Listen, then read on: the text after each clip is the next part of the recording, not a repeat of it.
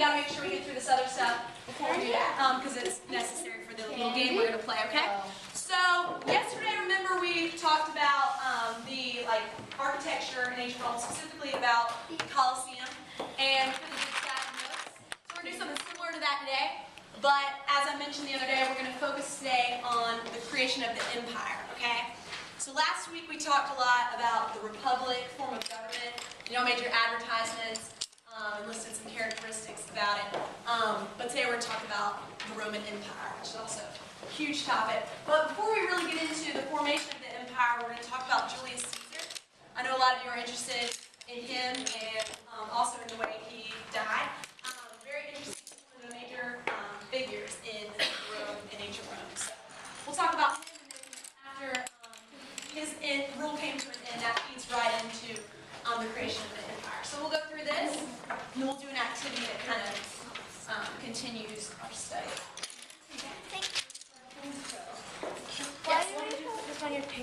Oh yeah. Hey guys, there's one left, one no-name poster ad up there, so if it's yours, just grab it and put your name on it and give it to me, okay?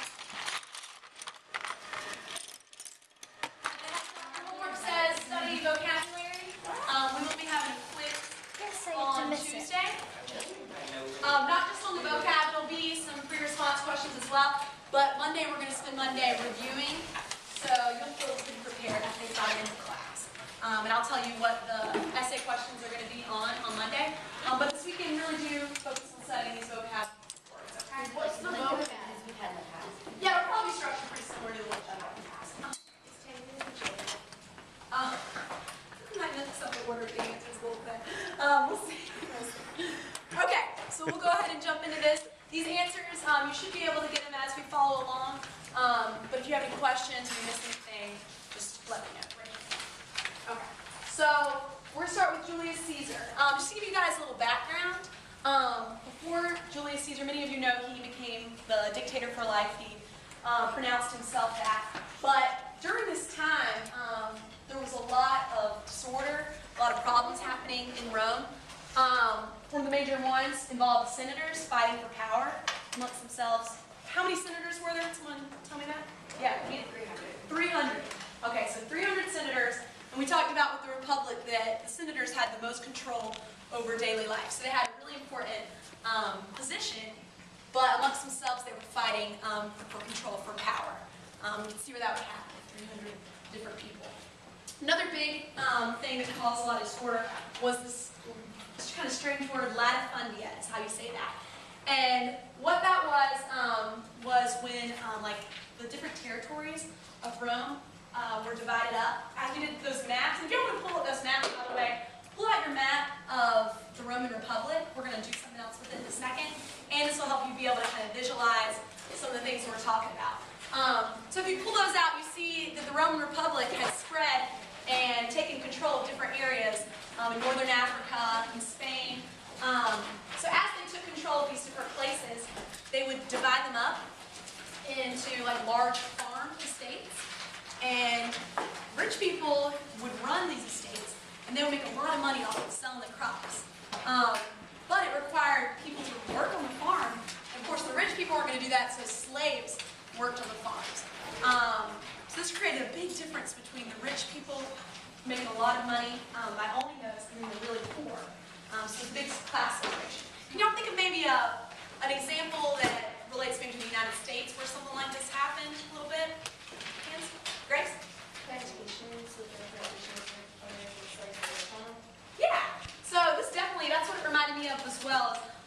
The slave trade, the African slave trade, and how the United States, it was divided up, especially in the South, into these large plantations that made the most money off of agriculture. And you can see maybe what this would do to the small farmer who doesn't have slaves, who's just trying to make enough money maybe to support his family. That would kind of crush their business. So it calls social conflicts. So if you look, number 2, ask you to define that. You don't have to write everything that's up here. Maybe just put it in your own words. Talk about it being the large parcels of land, and then maybe what it did to the slaves and the rich people. Lucy, do you have a question? I can't find my map. Your map? Okay. I have some extra maps over here. Maybe keep looking for it this weekend. But I can can give you this one just to kind of refer to. And it doesn't have the shading on there, but we'll see it in a second. Okay? Does everyone understand what latifundia means? No? Any other questions? What don't you understand much about? It was these pieces of land, mostly in the territories they had conquered, that were divided up into like these farms where rich people would make a lot of money off the crops, and poor people wouldn't. The slaves would have to work the farms and not get money. So it created a lot of conflict. But that was different. I don't have a map either. Okay. Guys, make sure you hold on to, if you didn't get that last one, get it from someone else at your table. I feel like someone probably finished that one. Make sure you hold on to these maps and things. Okay, so because there was this disorder, because there were problems happening in Rome, Caesar was able to step in to this chaos, okay? And he, at the time, do y'all remember what Caesar was originally before he became dictator for life? What his job was? Anything like that? What he was involved in, maybe? I don't know, we just briefly kind of mentioned it. Yeah? He was a consul. Yeah, and he was a general in the military as well. So he had gained a lot of power and kind of risen up in the ranks of the military. But at this point, that prestige that he had gained from that allowed him to take over Gaul and become the governor of Gaul. So if you look at your maps, Gaul is right above Spain. And it's one of the places they were kind of inching into and gaining more territory there. Yeah, he became the, well, not yet. We're not to number 3 quite yet. So when he was rising up, he gained a lot of power by becoming governor. But also we know a lot of times when someone comes to power, it's at the expense of other people. So he also created a lot of enemies, which will kind of be a theme in his life. So Caesar came in at this point after he'd been governor of Gaul, came into Italy. So what we know is like the country of Italy today. If you look at your maps, we talked about it looking like a high-heeled boot. So the peninsula of Italy, he came in there where the city of Rome is, and he declared himself dictator for life. Can someone raise their hand and tell me how long usually a dictator, what the Roman policy was in times of chaos that they would have a dictator for? How long? 6 months? Yeah. 6 months was how it usually was. And that was kind of a thing put in place so that someone couldn't come in and just completely overrun everything. But then, like in the time where they needed a dictator, they could serve as that to kind of centralize the power. I know we talked about some benefits of having a dictator in a time of crisis a few classes ago, and y'all said it might be good for one person to be able to just make the decisions when other groups can't agree. So, but he came in and he said he would be dictator for the rest of his life. But now he wasn't a complete tyrant that you might think of, someone who just comes in and oppresses everyone. He actually did make some social reforms and try to help the poor, and try to help these slaves being, oppressed with the latifundia. So he did that, and he extended citizenship to many people in the different territories and provinces. So those were good things. But he still had complete control over the military and complete control over pretty much the daily lives of the people. For answering 4, is it the last part of the bottom? Yes, about the way he died. Okay, so can someone tell us any background, maybe not necessarily from just up here, but anything you might know about the way Caesar died? That's what we're about to discuss. Eric? Maybe his best friend stabbed him in the back. Yeah. Yeah, pretty much. Anything else? Any other details on that, Lucy? He was stabbed 23 times, but only one of them was fatal. Right. Okay. So what happened? Caesar had become dictator, and the senators, because of this, didn't have as much power as they usually had. And so Caesar was actually stabbed 23 times at a meeting for the Senate. You can kind of see in this picture here in the red is Caesar, and then they're having a Senate meeting, all these people in white, and they conspired to kill him there. Stabbed multiple times. It's really pretty brutal. You have something to add? Yes. First, before you were talking about the assassination of him, another sign that king was emperor, that dictated life was pretty much king, was because he started wearing red boots, which only kings wore. And another factor of assassination, that when was he killing? March? Right around this time of year. Yeah, Yeah. so sometime around then, and he was kind of superstitious. So when he went to this one fortune teller, and she told him like that doom would befall him if he like went to a meeting on the They kind of told him 14th fear that of day. March. Yeah. And he even felt in the morning then. He even felt sick then, but he still went. Really interesting. Okay. Yeah, absolutely. So there was some premonition that occurred. Yeah, I've heard that story as well. So that's really interesting. One way to maybe remember that Brutus was one of the killers is we say, things are brutal. Certainly his death was brutal. So you can kind of remember that, okay? We got to move on. I'm glad you guys have so much background and it's just had a lot of interest in this topic. Okay, so one really important thing to kind of clear up a misconception that sometimes occurs when we're talking about the Roman Empire. First, let's just take the word empire and kind of separate it from our idea of the Roman Empire. What do you take the word empire to mean? Do you guys think? Yeah, Jacob? The Emperor from Star Wars. Well, that might be an association you make, but the word empire, what does that imply? Eric? Kind of like a kingdom, a big group of people with a king. Yeah, you said big place. Is it usually like confined to one area, one country, or do you think of an empire as maybe spreading? Okay, yeah. So the word empire implies that one power has gone out and conquered different areas and kind of taken them under control. So if we think about that definition, then really the Roman Republic was in that sense an empire as well. Okay, because on your maps here we talked about Rome started off in the city where the city of Rome is today. But then it went out to the peninsula of Italy, then to Greece, northern Africa. So they did function as an empire. But what we're talking about is two different stages of government. So the Roman Republic government and then the Roman Empire. So that's how we're kind of separating those two. Yeah, so we're referring to the time when we talk about the Roman Empire of when Rome started being controlled by emperors. And emperors had absolute control over the military, and the people and the government. So it wasn't the separation of powers. Okay? So just keep that in mind. The Roman Republic did have elements of an empire, but what we call the Roman Empire is when they had emperors.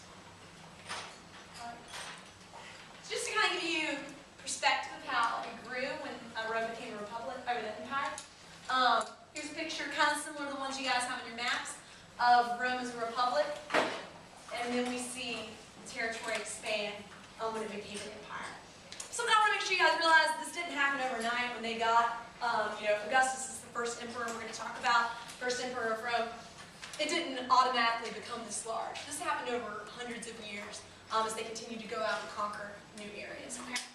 But what I'm going to have you do now, you should have a few colored pencils on your table. We're going to refer to this map and just take a few minutes. It shouldn't take too long. But just shade in, don't shade over parts that have already been shaded, but shade on to kind of show how it grew throughout Gaul, down here in northern Africa, and just so you can get an idea of how much it grew as an empire. This is the Roman Empire at its height, which means at its biggest part. Okay? If y'all are confused, I can come around and kind of make sure you're on the right track. Okay? Bottom two, 67. Oh, we're not quite there yet. We're going to get to the last two questions in just a second. Huh?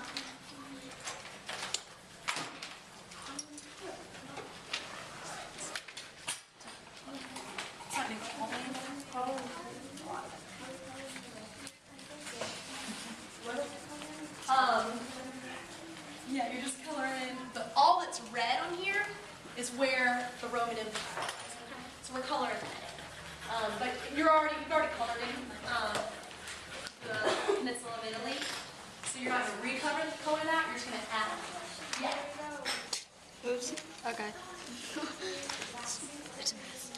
Oh, guys, just to note, as usual, our map is not exactly the same as this one up here. So you're not going to have this stuff over here, like from the Black Sea on to the right. That won't be on your map. But you do have Greece and over this way. Okay, so just as much as visible on your map, color that in. And we're calling the red one? Yeah, that's okay. All right. Yeah, that's good. And one thing you're going to notice when we talked about the geography geography of Rome and how that kind of influenced the way it expanded. We discussed that last week. We talked about how a lot of times the areas they were conquering and the new territories they were adding were right along the coastline. But you'll see now as the empire grew, they started going farther inland. Okay? So having more influence not just along the Mediterranean. Do raise your hand. Does anyone need an extra minute to finish this up? Or are we about good? We're good to move on. Okay. So we're going to get to those last two questions. We've got a few more slides on this, and then we'll get to our activity that we have in class. Okay. So after Caesar's brutal death that we just talked about, Octavian was Caesar's adopted son and his nephew. He became the first emperor of Rome.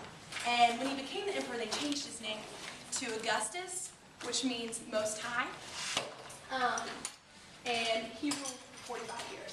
And one thing that's like his time as emperor is kind of known as and characterized by is a monarchy disguised as a republic. Do you have any idea what that might mean, or why you might want to disguise what maybe is really more like a monarchy as a republic? Why would you want to do that? What do you think? Grace? It could be like he pretty much had absolute power, but he kind of set it up so it looks like other people still have a say in it. And it would be better because the rest of the citizens would believe that their voice was truly heard. Exactly. Yeah. So obviously, Julius Caesar wasn't received that well by members of the Senate and some people within ancient Rome because he had come in there and declared himself dictator for life.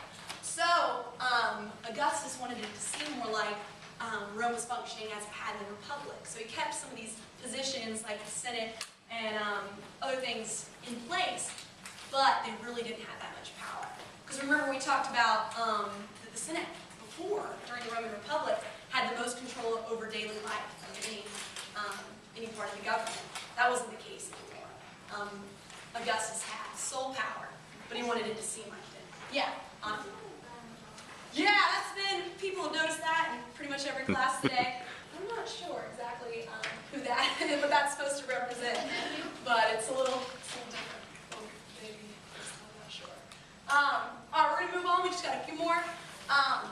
Okay, so another idea I really want to stress, an important vocab word that won't be on our regular vocab sheet, but it still might be something we want to be quizzed on because it's very important, is this word Pax Romana. What that was is during Augustus' time as leader, he settled a lot of the civil wars that had been happening between these different territories that we shaded in our map that Rome took control of. He settled a lot of those disputes. And this Roman peace occurred that lasted for 200 years. And because of this peace, because the different territories and parts of Rome weren't fighting with each other, they were able to have more communication and trade and expansion. And I think we can relate this to maybe countries that the United States isn't at peace with today. We can think about it this way.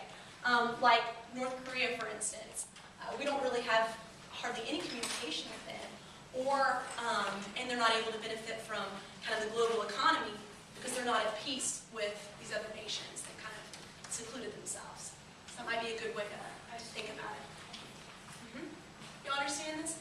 Yeah. On that last one? You don't have to write all that, just put it in your own words and talk and really emphasize the fact that it was, Roman peace lasted for 200 years and then those things that it brought about.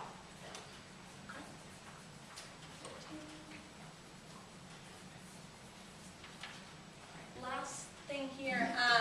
So after Augustus, there were many, many more emperors in control. We're about to learn about 4 of them specifically. But there was a great variety. There were a lot of different types of leadership that would come after Augustus. And you'll definitely understand what I'm referring to in a second when we talk about these.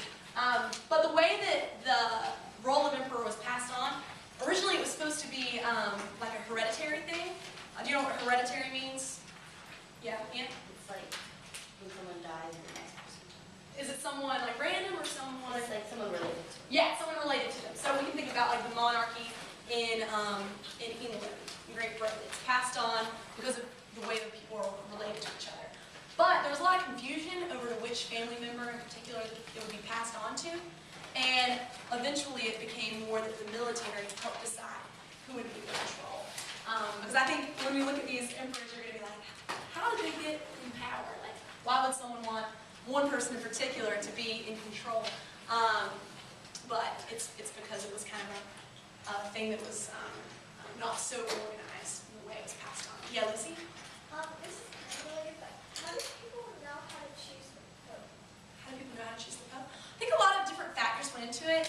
Remember we talked about the different cardinals. We discussed this a little bit in class. And I think there's different factors. I know this year they considered they either wanted someone who was maybe going to bring the church back to some of the founding principles, or someone who was maybe going to help it adapt to like a new age. So I think each year, it kind of depends on the time period, what's going on in the church, they decide. But yeah, and also this year, I think part of the reason they elected Pope Francis is because the church had grown so much in South America, they had never had a South American puppet. So that was good. All right, so some of you may have already noticed that on the back, if you flip this sheet over, there's some information about the 4 different emperors, like I talked about. And so what we're going to do in a second, after we study these a little bit, is do an activity that allows you to kind of become one of the emperors and try to figure out who you are. Show of hands, has anyone heard of the game Headbands? It's a pretty popular game. All right, Aaron, can you explain like the premise of that game for us? So you have like the version I played, you have a card that's stuck to your head and it is like hot. You have to ask people around you what it is, but you can't ask them directly what it is. You have to ask questions. Like yes or no questions usually. Okay, so that's what we're going to do in a second with these 4 emperors. But first, obviously, we have to learn about them so you'll have questions you can ask. So what we're going to do is we're going to read this as a class. I'll let you guys, different people read it out loud. But as we're going, I want you to underline things that you think are important, characteristics or accomplishments, whatever, of these emperors. So make sure you get this. So kind of mark it up, sort of like you do in AOW, but you don't have to be so in depth, okay? So who would like to read the first one for us? Maggie, go ahead. He was the adopted son of Julius Caesar and Rome's first emperor. He also added many territories to the empire. After years of civil war in Rome, he ruled what was a time of peace called the Pax Romana, whatever, sorry, I couldn't pronounce it, that would last for 200 years. He established a standing Roman army, a network of roads, and rebuilt much of the city of Rome. He is quoted saying, "I found Rome a city of bricks and it a city of marble." Thank you. So yeah, so this is Augustus, who we just talked about. Some big things in there about being the first emperor of Rome, bringing about that Pax Romana, that Roman peace, and also the fact that he really helped build back up a lot of the buildings and like the roads in Rome, and said that he left it a city of marble. So he kind of transformed the way Rome was set up. All right, next one. Let's read this. This one's pretty interesting. Go ahead, Beth. Nero, 54 to 68 AD. He was insane. He murdered his mother and his wife and threw thousands of Christians to the lions. During his rule, a great fire swept through the city of Rome and destroyed much of it. Some historians believe Nero himself ordered the fire set and watched the flames from a tower as they burned. While this may or may not be true, it is agreed that Nero blamed the Christians for the fire. He ordered members of the Senate to kill themselves, and they finally retaliated against him. The Senate ordered his execution, and he responded by killing himself. All right, thank you. So Nero was known for some very different things. Very violent and known for, being a little crazy, actually. So he persecuted Christians. I think I might have mentioned it yesterday when we were talking about the Colosseum. But the reason the Colosseum was named, remember what we talked about, the word that the Colosseum kind of came from? Do you remember that connection? Well, there was like a colossal statue of Nero outside the Colosseum.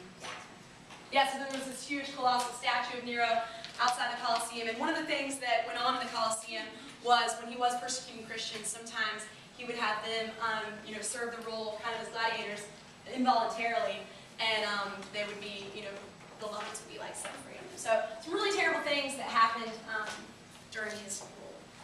Next one. Marcus Aurelius is how you say that. Who would like to read that one for us? Maybe some different people we haven't heard from yet? All right, well, Mia, read it for us. Marcus Aurelius, 161 through 180. Marcus Aurelius increased social mobility by promoting army officer and civil administrators on merit and ability rather than on birth and class. He kept the empire safe from the German and the Parthians. He had an excellent education and was very dedicated to intellectual pursuits. He studied and advocated many different areas of philosophy. He made his son co-ruler in 177 AD. Yeah, so he was more known for being a scholar, really interested in pursuing philosophy, which all of us knew a lot more about thanks to our weekly visits, UNC students. So he was much more known for what was kind of in his head, rather than for these violent acts or for maybe what he did. So he's more of an intellectual. Last one, Constantine. Eric? Resigned 306 through 387 AD. He was the first Christian emperor. He united the empire choose his capital to be a small town, VID00002, which he renamed Constantinople. Constantinople. There's a song, I don't know if y'all heard of it. Yeah, kind of helps you remember. He issued the Edict of Milan that said Rome would be tolerant of all religions throughout the empire. Constantine brought the frequent civil wars of the later 3rd century to an end and reunified the empire under his authority. In response, the Christian church moved the capital from Rome to that place. Constantinople. So we have Nero, who was persecuting Christians, but then we have Constantine, who was the first Christian emperor. And even though he was a Christian, and that's what his beliefs were, the important thing is he put forth this Edict of Milan that said that he would be tolerant of all religions, and so not persecute people just because they weren't of the same religion. So that's kind of a very important thing that occurred, and it's kind of ahead of its time, too. So what we're going to do now is, hopefully you understand a little bit more about these. I'm going to give you like a minute or so. We don't have too much time. I want us to get to the game. Just look over these, maybe jot down some questions you'll ask if you're up here. Because if you come up, if you volunteer to be the person to wear the hat, we're going to put on the Smurf hat right here, take the name of an emperor to you. So you won't be able to have your sheet when you're up here, so you have to remember maybe some good questions to ask. And you can't just come up and say, am I Constantine, right off the bat. You have to ask questions that will lead you to make a guess as to who you are, okay? So maybe look over these. Does anyone feel prepared, ready? Go ahead and come up. There's some questions they might ask. Okay, all right, Maggie, come on.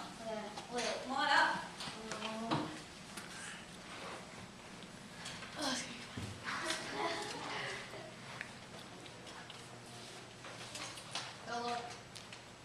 Ready? All right, guys, so don't give her any clues. Just give her yes or no answers. You don't have to raise your hand or anything. There you go. Can y'all see it? Yes. Okay. Okay, am I insane? Am I the first Christian emperor? No. Am I the adopted son of Julius Caesar? Yes. Did I guess it? Yes, that's it. Good job, Maggie. That's your cousin. I'll give you some Mustang bucks for that. A little incentive, guys, to come on up. Okay, Jacob. I'll write this down real quick. Yes, you are.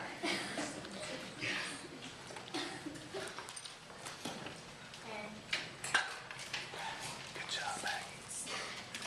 There you go. I don't want to.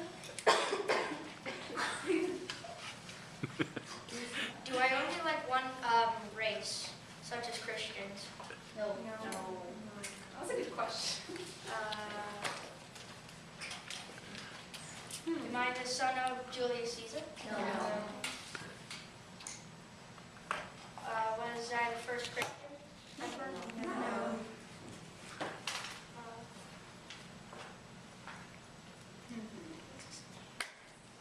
You can look at the names right here. I'll put those on the board. Yeah.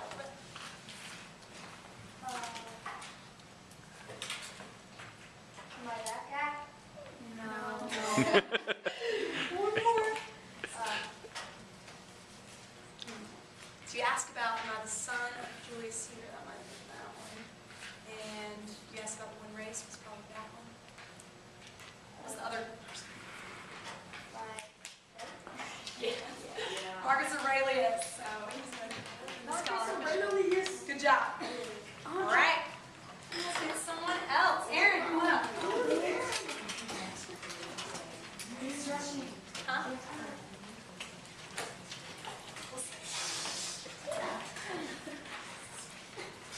Okay.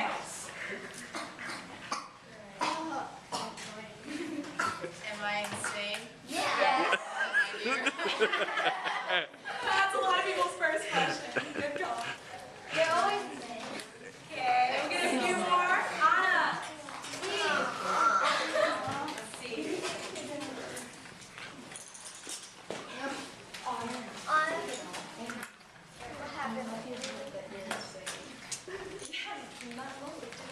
Showing your Voyager pride.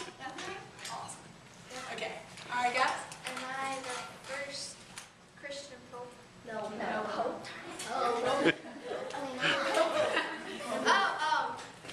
emperor, I mean. No.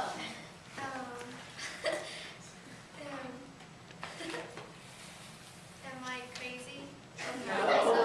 Okay. Am I the son of Julius Caesar? Yes. Yes. The adopted son. The adopted son? Good job. Good job. Y'all are pretty good with this. We'll get a someone who hasn't participated much. All right, Eric really wants to. Yes. Sorry. One second.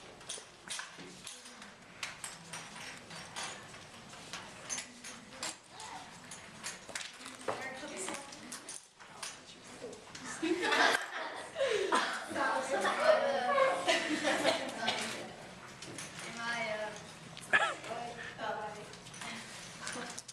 Sorry, I have to read that. We lost reading cards. Am I the Christian guy? Yeah. Christian guy, what was his name? Custody? Yeah. Good job. I think we have time for maybe one more, okay? Yeah.